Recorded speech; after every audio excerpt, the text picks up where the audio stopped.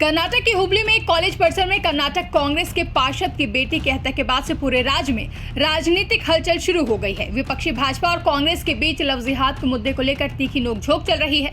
वहीं अपनी बेटी की हत्या से दुखी हुबली धारवाड़ नगर निगम के कांग्रेस पार्षद निरंजन हिरेमठ ने कहा कि अब उनका भरोसा उठ रहा है, इसलिए उन्होंने मांग रखी है कि ये केस अब सीबीआई को दे दिया जाए।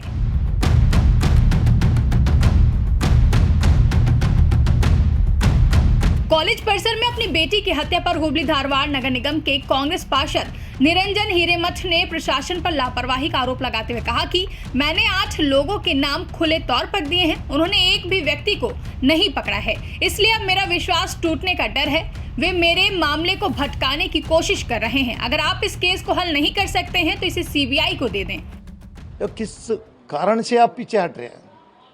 मेरा बेटे तो मर गया, आप नहीं किया तो भी देश इसको ऑलरेडी जितने भी संघ संस्था है, जितने भी एसोसिएशन है, सारा प्रोटेस्ट कर रहे हैं। जितने भी राष्ट्रीय पार्टी है और नेता वाले हैं, जो निगम पार्षद है, एमएलएज है, मंत्री लोग है, सभी बोल रहे हैं। केंद्र मंत्री तक बोल दिया है।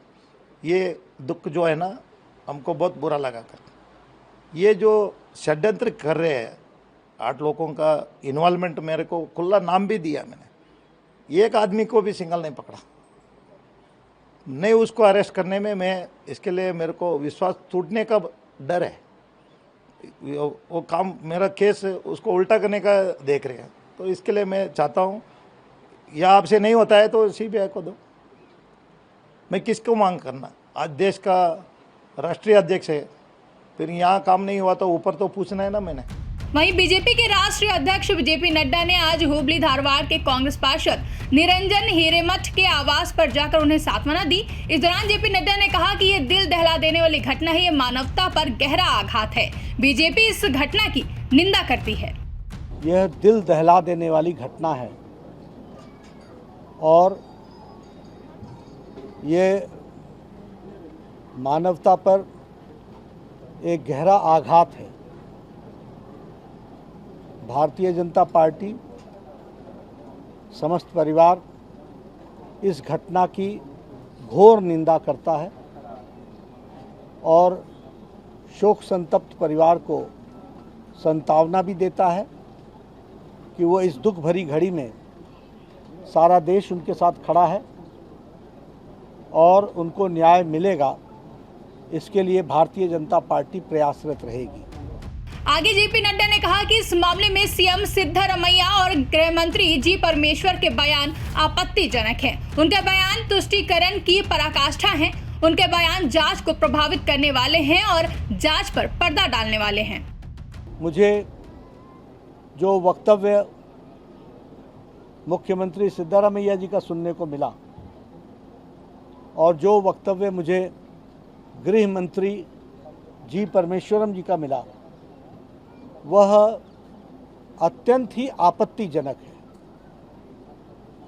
उसकी भी जितनी निंदा की जाए वो कम है। यह वक्तव्य तुष्टीकरण से ओतप्रोत होकर एक तरीके से तुष्टीकरण की प्रकाष्ठा है और होम मिनिस्टर का बयान और चीफ मिनिस्टर का बयान इन्वेस्टिगेशन को इन्फ्लुएंस करता है, इन्वेस्टिगेशन को डाइल्यूट करता है और इन्वेस्टिगेशन की बारीकियों को पर पर्दा डालने का काम करता है। इसलिए वर्तमान सरकार जिस तरीके से अपीजमेंट पर, तुष्टीकरण पर चली है, उसको कर्नाटक की जनता माफ़ नहीं करेगी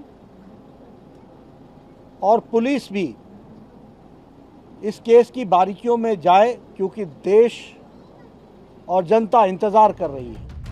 बता दें कि 23 साल की मास्टर्स ऑफ कंप्यूटर एप्लीकेशन की छात्रा नेहा गुरुवार को हुबली के बीवीबी कॉलेज से परीक्षा देकर निकली थी। कॉलेज के बाहर उसके क्लास में पढ़ने वाले फयाज ने नेहा का रास्ता रोक लिया और उस पर चाकू से हमला कर दिया। यह घटना सीसीटीवी कैमरे में कैद हुई है, जिसके बाद कांग्रेस पार्षद निरंजन हिरेमठ ने सीबीआई जांच की मांग की है। ब्यूरो रिपोर्ट, इंडिया पब्लिक खबर। फिलहाल के लिए इस खबरों में बस इतना ही। देश और दुनिया की ऐसी ही तमाम बड़ी खबरों के लिए हमारे YouTube चैनल को सब्सक्राइब करें और बने रहें इंडिया पब्लिक खबर के साथ।